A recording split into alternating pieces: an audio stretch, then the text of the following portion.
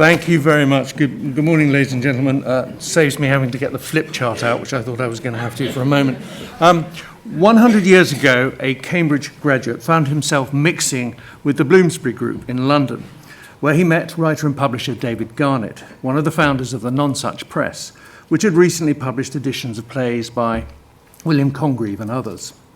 The young man joined another Cambridge graduate, also a First World War veteran, named Bonamy de Bray, on a 4-volume edition of Vanbrugh's works, eventually published by the Nonsuch Press in 1927 to 28.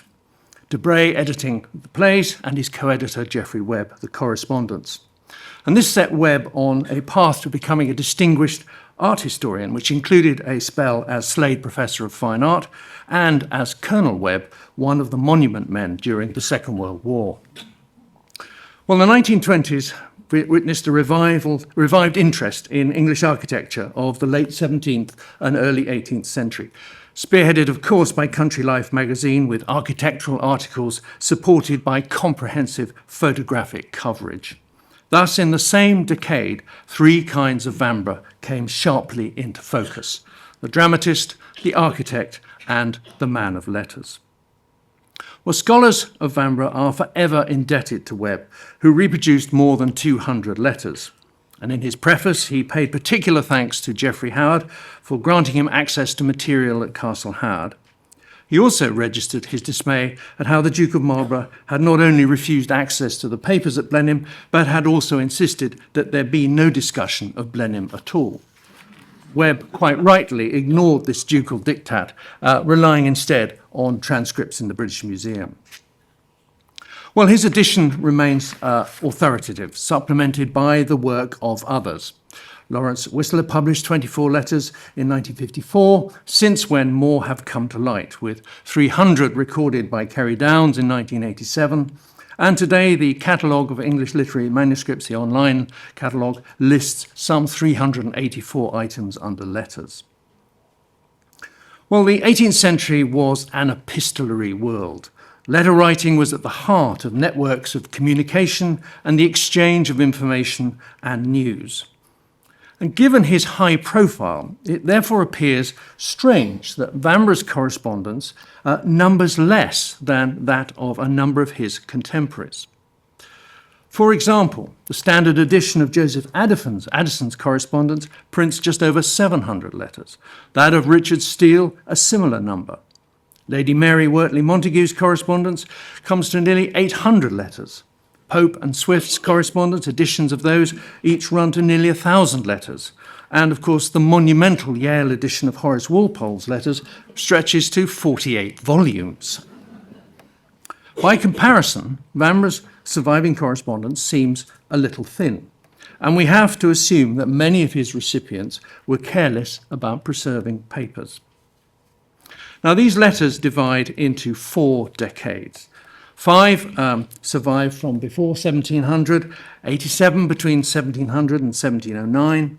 There are 198 letters in the 1710s, and then 73 between 1720 and Vanbrugh's death.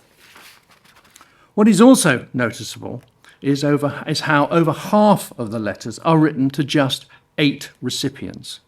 For such a well-connected and sociable individual, this is a relatively small pool of correspondence. And these figures are, in descending order, Henry Joines, Clerk of Works at Blenheim, the Duke of Newcastle, the Earl of Carlisle, the Duchess of Marlborough, the Duke of Marlborough, William Boulter, Controller at Blenheim, Jacob Tonson, and the Earl of Manchester. And these names account for about 210 letters. And the date range is also worth considering. With the Earl of Carlisle, there's 1 letter of about 1700, but the remainder are from 1721 to 26. A big hiatus in between. The Blenheim correspondence lasts between 1706 and 1716, and then, unsurprisingly, largely goes quiet. And in the case of Tonson, there are 2 letters in 1703, silence until possibly 1715, and then a sequence after 1718. So clearly, we're dealing with an incomplete picture. But importantly, there is a sufficient corpus of articulate, intelligent, witty, heartfelt, and convivial letters to begin to understand the nature of these epistolary relationships. Now, one way to approach the letters, as many have done, is to mine them for what they tell us about, in particular, architecture and any sense of a Vanbrugh aesthetic. Here, they are undeniably helpful, but this selective approach removes both context and any sense of the duration of communication. And reading a person's correspondence comes with various caveats. Recently, Stefan Collini has observed that reading letters is a kind of voyeurism, akin to looking over someone's shoulders. But over time, each letter loses its original character as an up-to-the-minute communication to a specific individual. Instead, it becomes a historical document, scrutinized for what it can reveal about the writer rather than for the news it contains. So for the student of Vanbrugh, the opening letter in Webb's volume, dated Christmas Day 1699 and written to the Earl of Manchester, is not exactly encouraging. If I could think of any way to make my letters either useful or entertaining to your lordship, I would write to you oftener. Well, here Vanbrugh's rehearsing a well-known trope. I'm writing with nothing to say, but in writing supposedly about nothing, I'm telling you a great deal. And he's sure Manchester will be so up-to-date with parliamentary matters from more exact correspondence that there's very little left for me to say to you.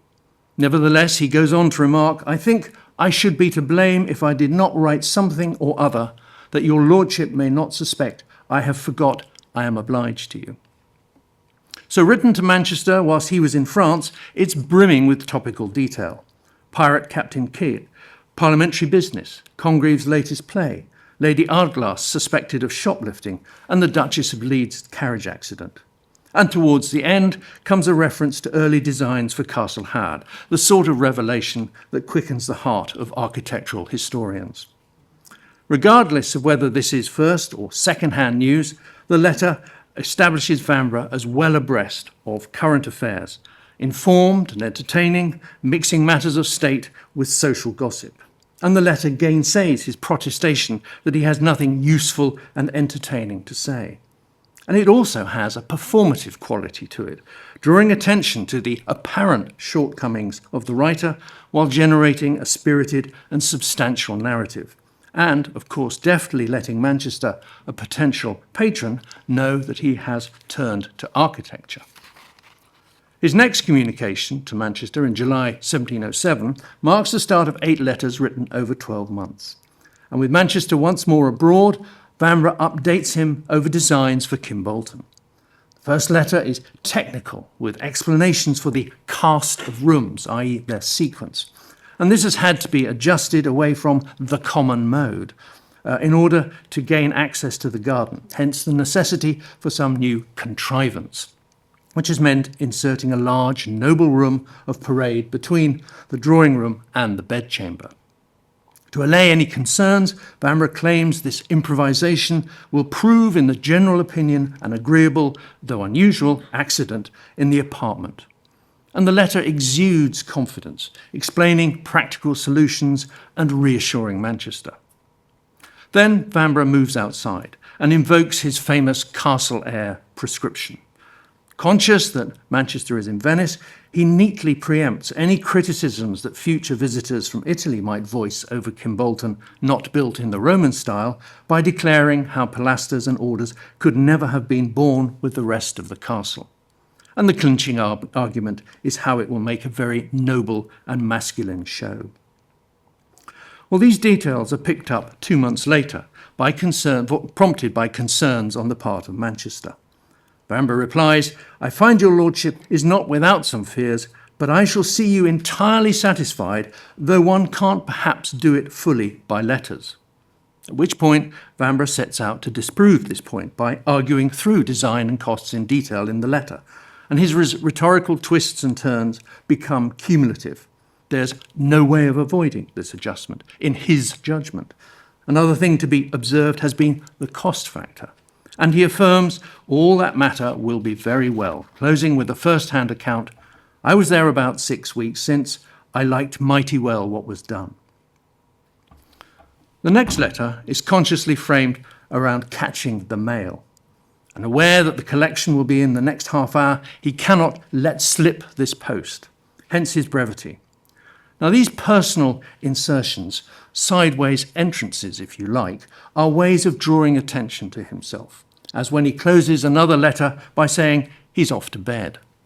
And as a connoisseur of stagecraft, Vanbrugh was fully aware of how a background figure or an aside comment could be as memorable as any leading role.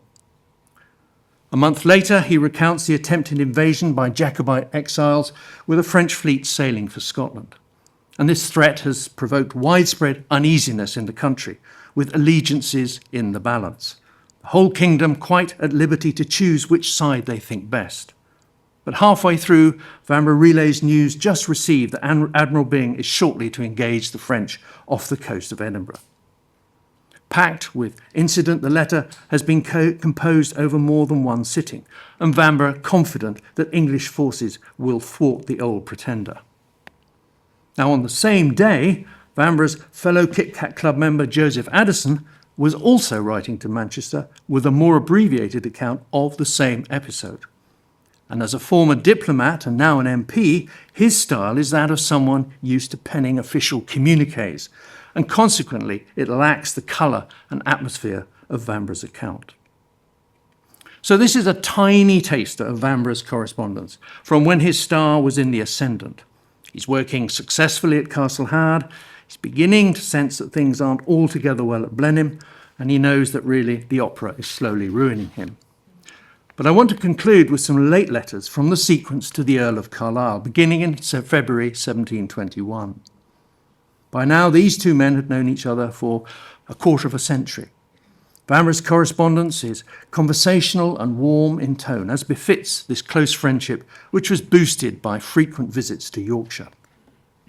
In many letters, he vents his anger at the wicked Duchess of Marlborough, who has circulated a vile manuscript in which she abuses me as far as words can go. His relationship with her was the polar opposite to that with Carlyle. When the House of Lords dismissed her case against the Blenheim workmen in May, his relief was palpable. Not only was the verdict a just one, but it's evident that this whole acrimonious affair had both hurt him and gnawed at his self-belief. And he confesses to Carlyle, "I found myself much stronger on this occasion than I could have imagined. Almost every lord in the House showing by some expression or other they are not inclined to let me suffer this way." Well, friends mattered to Vanbrugh. We tend to think of him as a buoyant character breezing through life from one success to another. This was not always the case. There were difficult times in other ways too. The country was convulsed by the devilish South Sea bubble, seen here satirised by Hogarth, with wild and extravagant passions causing people to act rashly. And uncertainty was a condition Vanbrugh disliked, and he confided to Carlyle that it was only when I know the worst of anything I can make myself tolerable easy. Years of imprisonment in France had taught him this lesson in Stoicism. Thus, a month after the Lord's decision, Vanbrugh reflects on how his attitude to life has changed.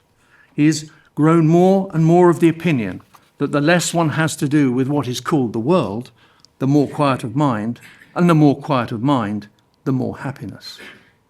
And during these months, Vanbrugh had feared he would lose maybe £2,000 from the South Sea affair, and if he had lost the Lord's case, he faced potential ruin. He found a refuge from these strains by writing about proposed garden buildings at Castle Howard. And a high point came while staying there in July 1721, when, in a letter to the Duke of Newcastle, he professes, "It is the most delightful place I ever beheld." And with more grand schemes to come on his part, he intends to make Castle Howard the top seat and garden of England. And he closes with a vivid metaphor for these outworks. "Of the house I say nothing. The others I may commend because nature made them.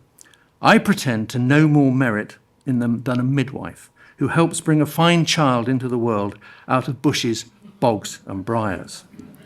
It's an utterance made by a man who has weathered storms, but who now finds himself relaxed and assured on the sight of his first and most congenial commission. It's also a subtle allusion to his genius, with a balance between nature and nurture, the midwife and the gardener. So let me end with the later portrait of Vanbrugh attributed to Thomas Murray. We see a man who looks at the viewer directly in the eye.